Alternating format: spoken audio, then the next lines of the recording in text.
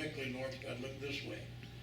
The heavens, that gives us a little understanding of the distinct location of God in the heavens. See, God isn't spread out like mist or smoke. He has form. He has dimension. He is a spirit. God is a spirit, but he has form. If you could see him, which you can't with these fleshly eyes, you will with angelic eyes. You'll be able to see God. You won't see a great big 10-story being covering 40 acres of a field. You'll see a form. I have his form. I have his form. I don't have his likeness. He created me in both. But when my forefather Adam, by carnal rebellion, fell, he lost the likeness, that is, being like God in his character. That's where Adam lost. He didn't change his form. God did not curse Adam's form. He remained in the form of God. Man is in the form of God now. God has dimensions, and he has a soul. He is a soul. God is an omnipotent, eternal soul. My soul is not eternal unless I live above sin. Then my soul can live and never die. But if I sin, Ezekiel, the 18th chapter, the 2nd verse, said, the soul that sinneth, it shall surely die. So sin brings death. And so when he looked and he saw a whirlwind, that is, what he saw was a vision of a tremendous whirlwind, just like you're looking out across a field and you're seeing this tremendous wind cycle whirling, a whirlwind, and a great cloud and a fire enfolding itself. He saw the whirlwind and he saw this great cloud and a fire enfolding itself in the cloud. So this is not necessarily a new witness, because Israel had a cloud by day and a fire by night. But they were enfolding themselves, or he saw it in one vision. And then, as he saw this, he saw a brightness was about it, tremendous brightness, probably much like the brightness that Paul was smitten on the road to Damascus with and blinded him for a season. You know, the brightness of God. If you would see a direct revelation as these men did, possibly your eyes would be blinded. Because the human eyes cannot stand to see something this great, this dimension of God. God is so great, and his brightness is beyond description from the scriptures. And out of the midst thereof is the color of amber, out of the midst of the fire. And out of the midst of this whirlwind coming from the north, and the cloud and the fire folding itself in it, and the brightness of it, and the color of it being the color of amber, out of the midst of the fire, suddenly he sees also, verse 4, also out of the midst thereof came the likeness now. And it wasn't 4 living creatures, but he describes it as 4 living creatures. It was the likeness. The best he could describe what he was seeing 4 living creatures. He doesn't describe them in detail. He just said he saw 4 living creatures, 4 forms of living beings is what he saw.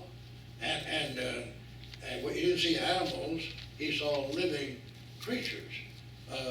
We are a living creature. An angel is a living creature.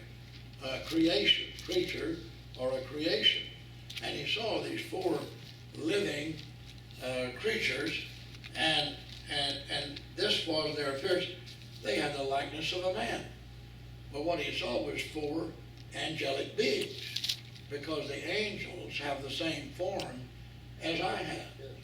they were created also in the form of God. They were created in the likeness of God.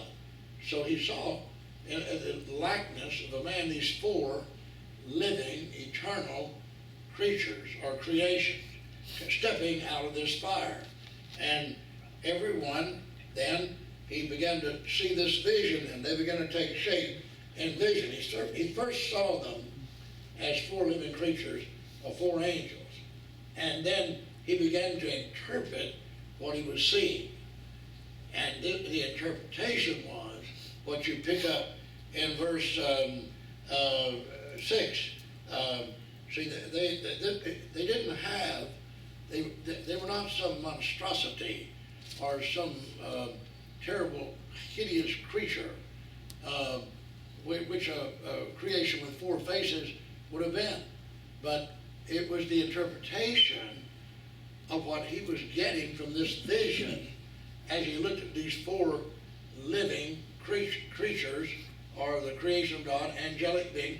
He said very plainly in verse 5, this was their appearance. They had the likeness of a man.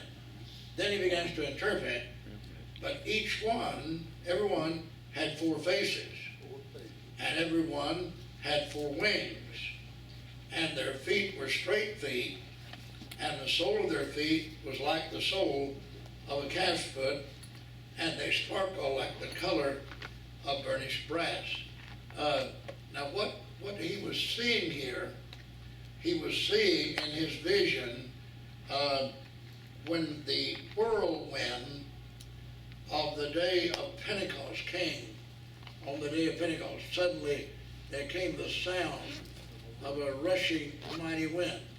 And he was seeing this in vision. And then in the new covenant, when the new covenant came forth, he saw the cloud of the witness. Just like Solomon's temple was dedicated with a cloud of glory, so that the priest could not minister in the temple when they dedicated Solomon's temple.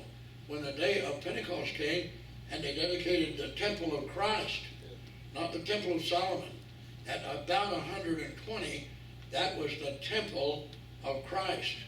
That was the holy place of Christ. That was the church being inaugurated. And he was seeing this in vision, that out of the 4,000 years, that was the four faces. You see, that was four dispensations that he saw, and out of the four dispensations, the four wings was given, which was the resurrection. The wings typified the resurrection that came to all of those who lived in the 4,000 years, or the 4 days, or the four faces. They received a resurrection. Matthew 27:52 and 53, Hebrews 11. They had this faith. Hebrews 11 said that they might obtain a better resurrection. They came forth to a better resurrection after Christ arose. He was the first fruit. Then the rest of the fruit came.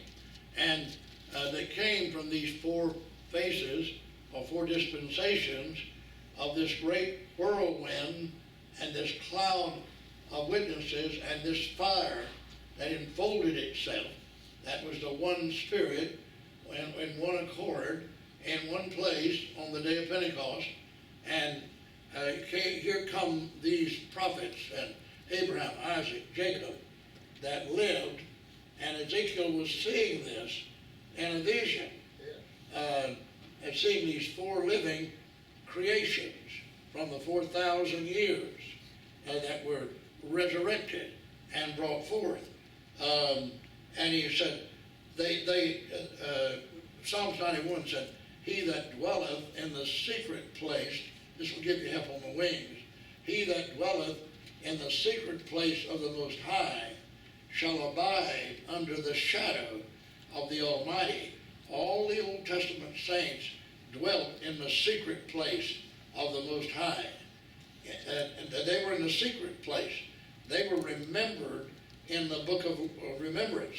That was the secret place. When Abraham died, he went to the secret place. And God had him in secret until the resurrection. And he called him forth. He that dwelleth in the secret place of the Most High shall abide under the shadow. God's promise to them, if they live by faith, God's promise that they would be resurrected. Abraham looked for a city, Hebrews 11. He looked for a city.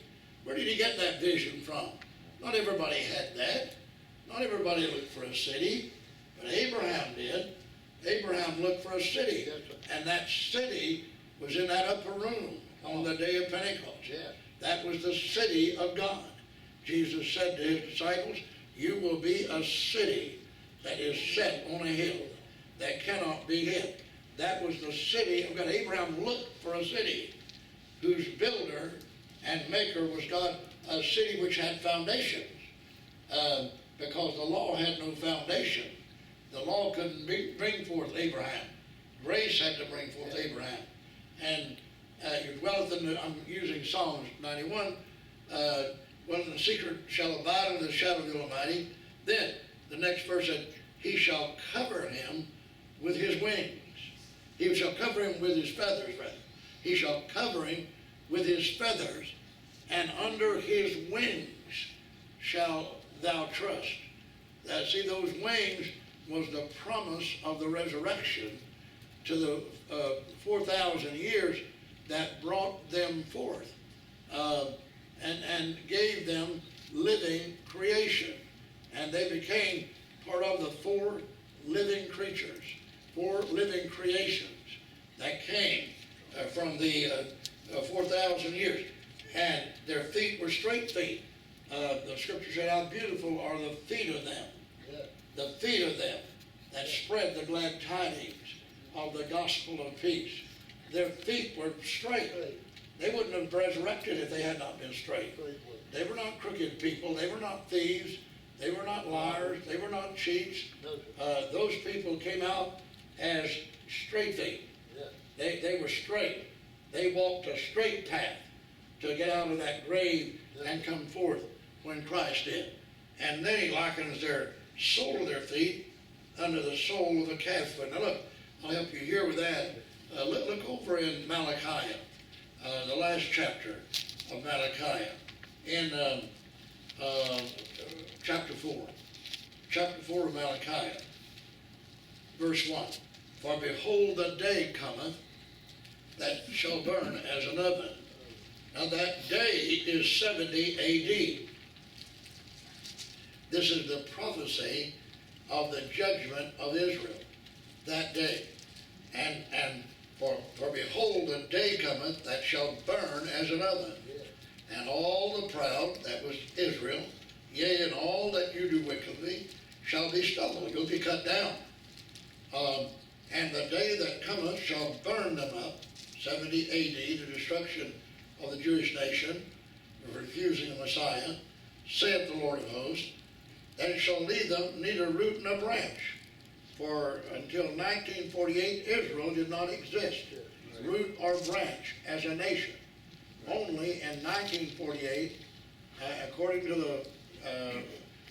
to the covenant made between Britain, Lord Balfour, and Turkey, and the Ottoman Empire in 1918, 1917,